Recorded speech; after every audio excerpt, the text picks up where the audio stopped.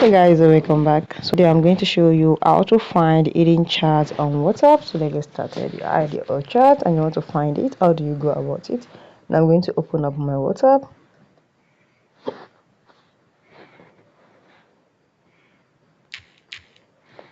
Now once you open your WhatsApp, you can see there's not any hidden chats here. So if you're looking for any hidden chats, what you need to do is come to your search button here and go and search. And now go and search for the secret code you use for the hidden chat. Just click here. And yeah, this is the code name. You can see, and you're going to see log chat here. Just click on it and you're going to see your hidden chat. It is very simple and you can communicate with the person here very easily. So guys, if you found this video helpful, smash the like button, drop a comment and subscribe.